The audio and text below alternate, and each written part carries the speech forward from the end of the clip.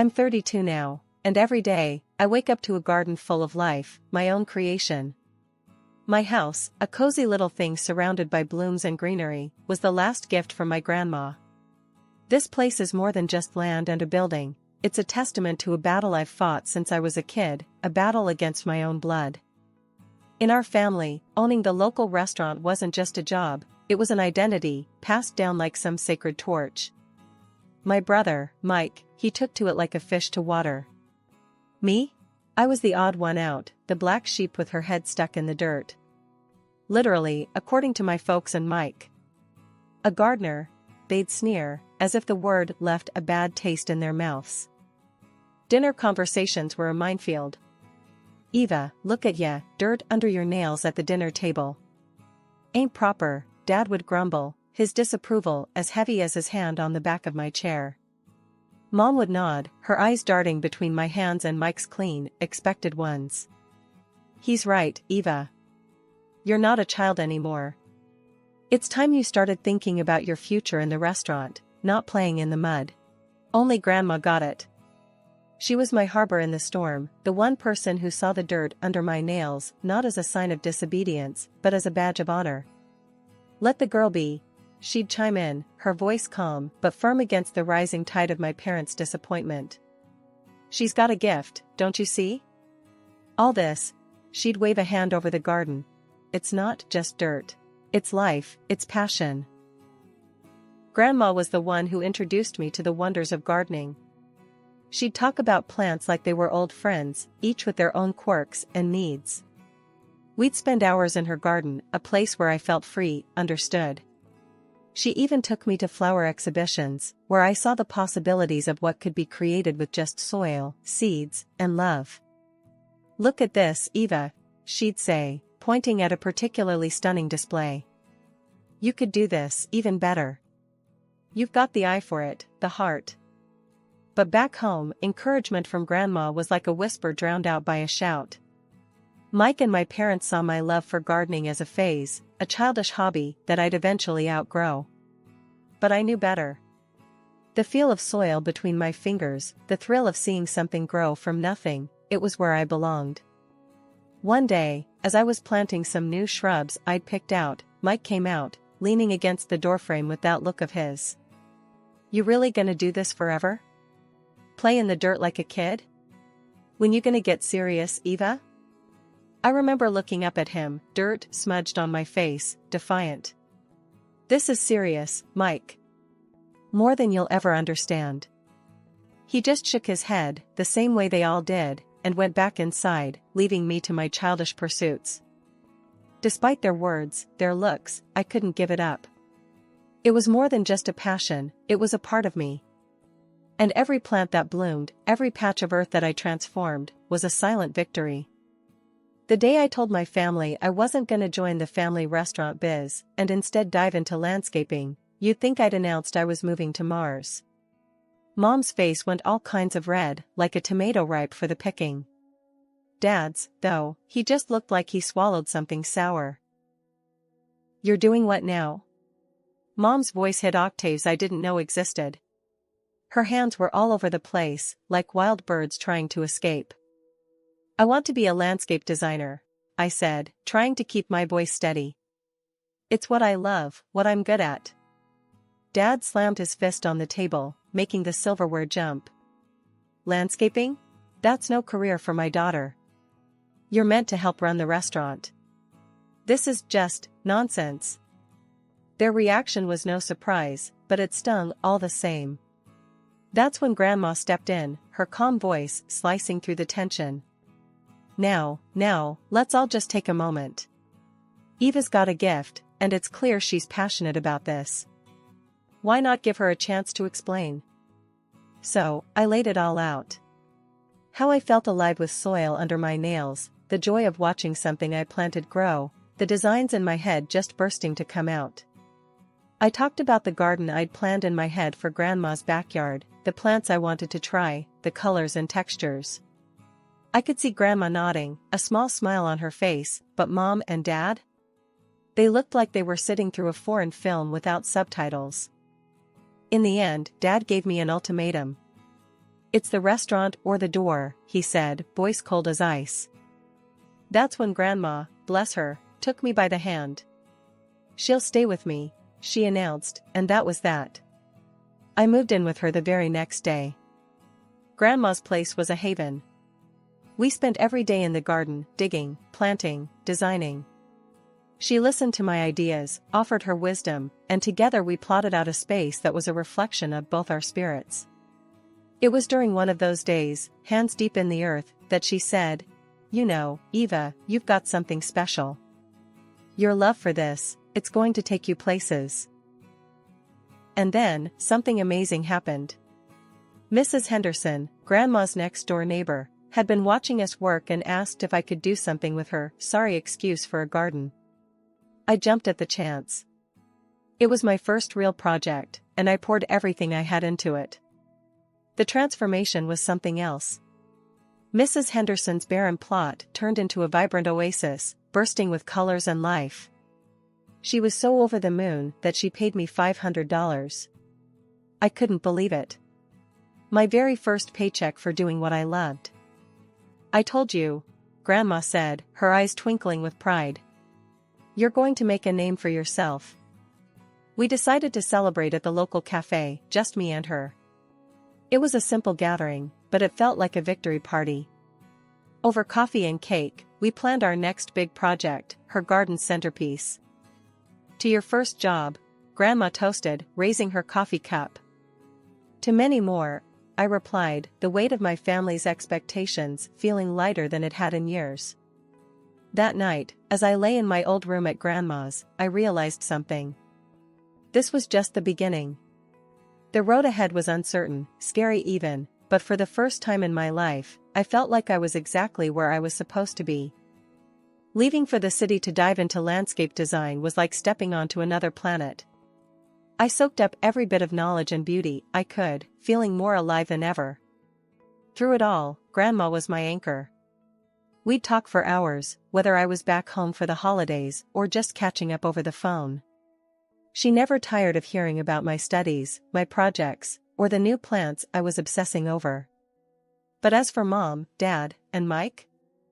Radio silence. It was as if I'd vanished from their lives the moment I chose my path. Then, everything changed when Grandma passed away. It hit me like a freight train. She was my rock, my biggest supporter. After the funeral, which was the last time I saw my family, I learned that Grandma left me everything, her house, her garden, and a bit of savings. She believed in me and my dreams, even if no one else did. But that's when the storm hit. My family, already distant, turned colder. They had plans for Grandma's house, dreams of selling it to pour money into the restaurant. When they found out about the will, all hell broke loose. "You can't be serious." Dad bellowed over the phone when I told them I was keeping the house and using Grandma's savings to fund my career.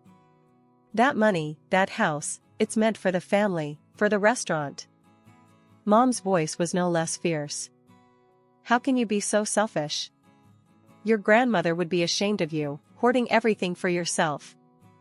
Even Mike, who rarely got involved, chimed in. "Come on, Eva. Don't do this to the family. We need that money."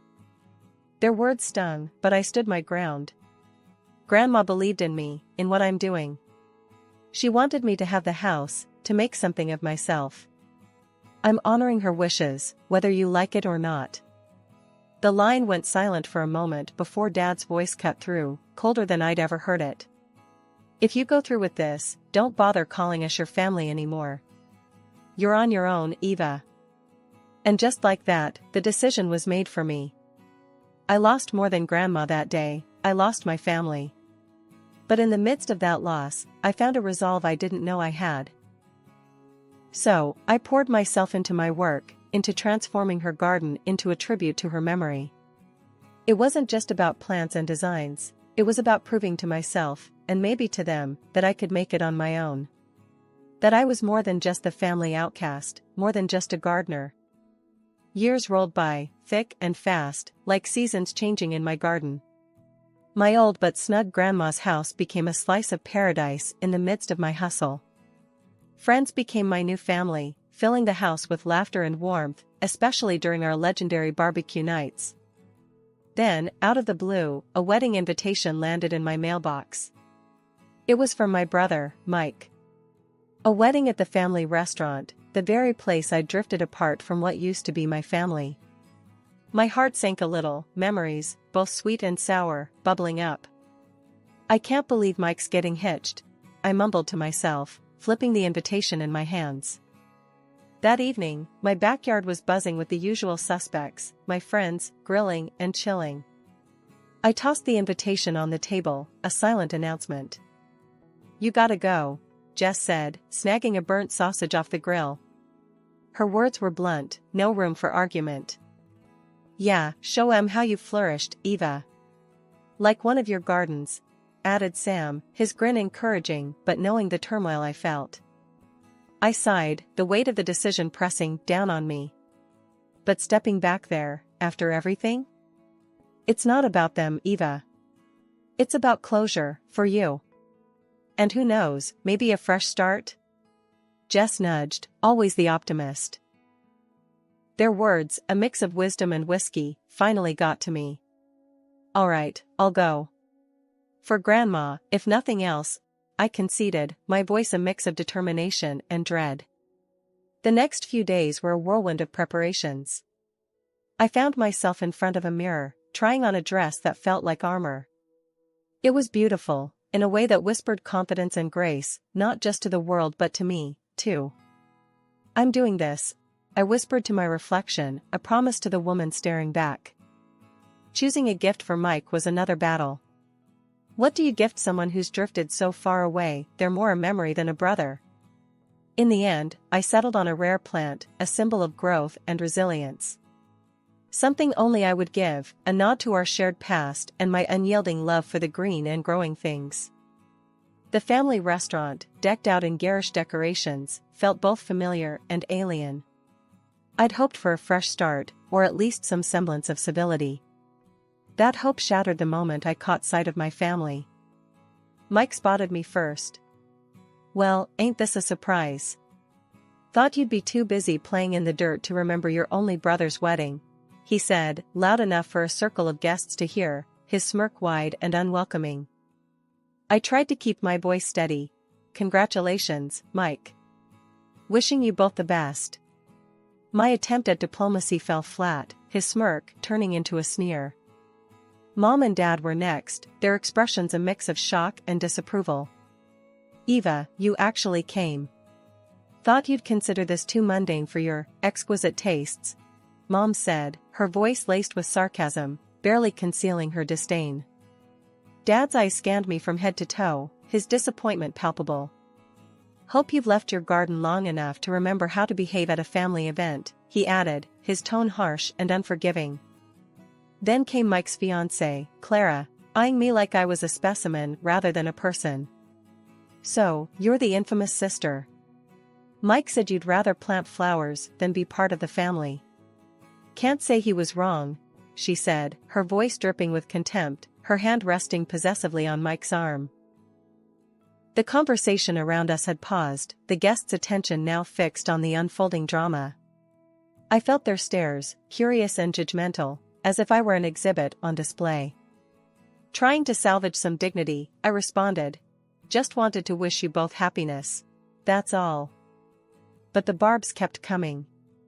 "Make sure you don't dirty up the place, Gardner.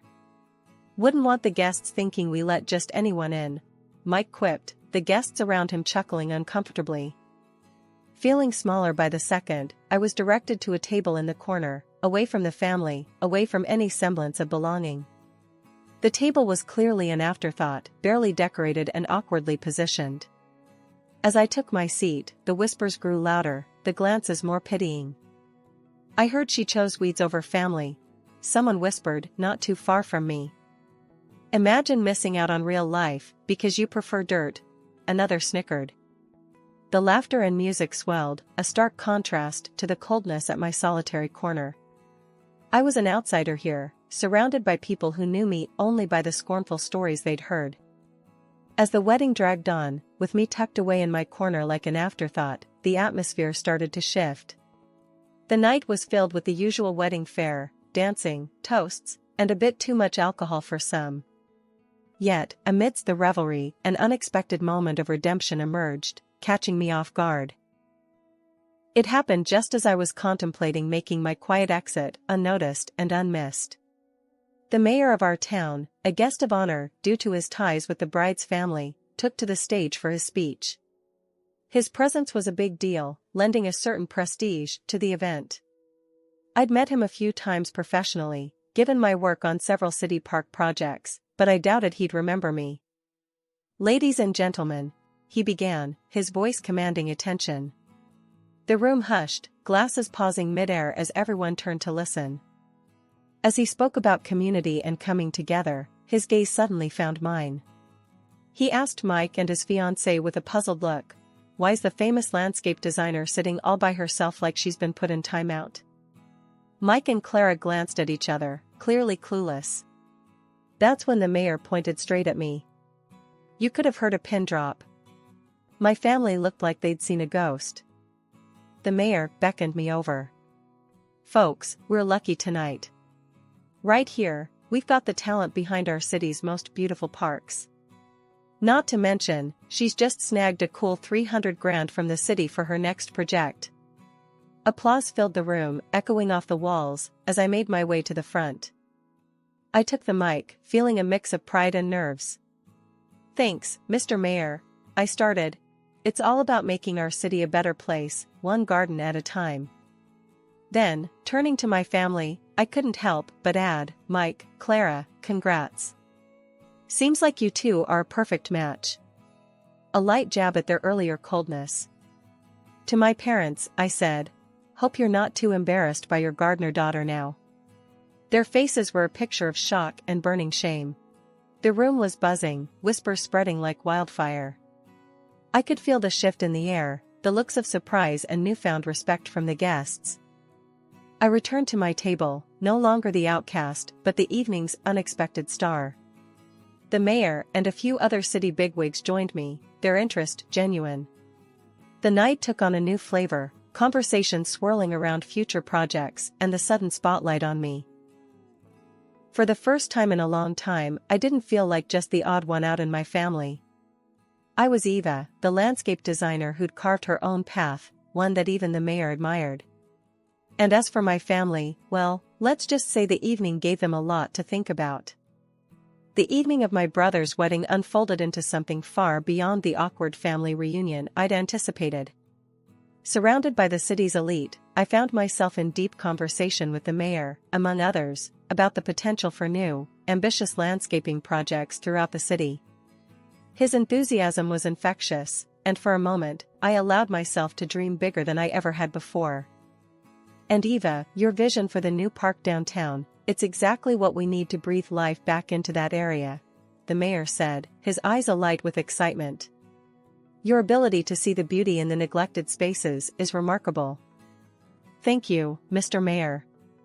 I believe every corner of our city has potential. It's just about finding the right way to bring it out," I replied, feeling a swell of pride. The conversations didn't stop there. The head of the local TV channel, intrigued by my story, pitched the idea of a feature segment. "Eva, your journey from a misunderstood gardener to a celebrated landscape designer is inspiring. How do you feel about sharing your story with our viewers? Show them how following your passion can lead to unexpected success," he suggested, his camera crew already imagining the shots. I'm humbled, really. If my story can inspire even one person to follow their heart, it would be worth it, I answered, the reality of my influence beginning to dawn on me. As the night wore on, the mayor's disappointment in his niece and my family's behavior became unmistakably clear. His confrontation with Clara was a moment of vindication I hadn't known I needed. "Clara, I expected better. The way you and your new family have treated Eva, it's unacceptable. I cannot, in good conscience, support the restaurant financially or otherwise. Respect and kindness are values we should all uphold," he stated firmly, leaving Clara and my brother visibly shaken. Riding the wave of the evening's revelations, I returned home with my head full of possibilities and my heart light, despite the undercurrents of family drama. That lightness was short-lived, however, as Mike's unexpected visit a week later brought me crashing back to reality. "Eva, we're struggling. The restaurant, we're in deep." I wouldn't ask if it wasn't serious. "Can you help us out?" Mike's request was desperate, his pride swallowed by necessity. "Mike, coming here, asking for money now? After everything? You really don't get it, do you? I built my life, my career, on my own, despite how you all treated me." "No, I won't bail you out," I said, my voice steady, my resolve unwavering. His departure was followed by a call from our parents, their tones sugary, their intentions transparent. "Eva, sweetheart, we've been thinking about you. How successful you've become. We're so proud. Maybe you could share a bit of that success? Help the family business?" They cooed, their words dripping with insincerity. "You think you can ignore me, belittle my passion, and then when I make something of myself, you call to ask for money? I'm doing well, thanks for finally noticing. But I won't be your safety net." "Goodbye," I replied, hanging up with a mix of anger and liberation. The chapter of seeking approval from those who'd never understood me was closing. Ahead lay a path filled with potential, paved by my own achievements and the respect of those who truly valued my work. Life, as they say, has a funny way of coming full circle. While I was out there, laying down roots in more ways than one, my family's restaurant was crumbling, brick by metaphorical brick. Turns out, the lavish lifestyle and the illusion of prosperity my parents and Mike were so keen on maintaining was just that, an illusion. They hadn't been investing back into the business. Instead, they were burning cash on fancy toys and flashier ways to show off. When the restaurant finally went under, it took them down with it, drowning in a sea of debt and broken dreams. Mike's marriage didn't survive the fallout. Clara, who had married him thinking she was getting the future king of the local dining scene, wasn't about to stick around for the downfall. She left, leaving him to wallow in the mess that was now his life. No restaurant, no wife, just a heap of debt and regret. On my end, though, things were blooming beautifully. Orders were rolling in nonstop. The mayor's office had me on speed dial, wanting to greenify every corner of our town. And it wasn't just them, private clients wanted a piece of the magic too. My calendar was a colorful mess of appointments, projects, and meetups with some of the most fascinating folks you'd ever meet. The TV spot aired, and suddenly, I wasn't just the local gardener made good, I was a story, a beacon for anyone daring to dream differently. People loved it, flooding my social media with support, sharing their own stories of chasing dreams no matter the odds. "Did you see the comments on that post?" My assistant, a bright-eyed green thumb named Lucy, asked me one day, scrolling through her phone with a grin. "You're like a celebrity now." I chuckled, shaking my head. "All because I like playing in the dirt." "It's more than that, and you know it," Lucy shot back, always quick to remind me of the bigger picture. "You're showing people it's okay to follow their passion. That's huge." She was right, of course. What started in my grandma's backyard had grown into something I could never have imagined. And speaking of grandma, not a day went by that I didn't think of her. Every plant I placed, every design I drafted, was a testament to her belief in me. As for my family, well, the silence between us stretched on. They were too proud, or perhaps too ashamed, to reach out after everything that had happened. I heard about their struggles through the grapevine, the same way they likely heard about my successes. One quiet evening, as I sat reviewing plans for a new community garden, a thought struck me. Despite the distance, the hurt, and the vastly different paths our lives had taken, they were still my family. Maybe it was time to bridge that gap, to offer an olive branch. Not because they deserved it, necessarily, but because holding on to bitterness was like letting weeds take over a garden. I picked up my phone, hesitated for a moment, and then dialed Mike's number. It rang, and then, finally, "Hello? Mike, it's Eva. I've been thinking, maybe it's time we talked. Really talked." The line was silent for a beat, 2 beats, then, yeah. Maybe it is. The conversation was awkward, stilted, but it was a start. A seed planted towards something new. Maybe it would grow, maybe it wouldn't. But at least I'd tried. And in the meantime I had gardens to design, dreams to nurture, and a legacy to build, one that Grandma would have been proud of.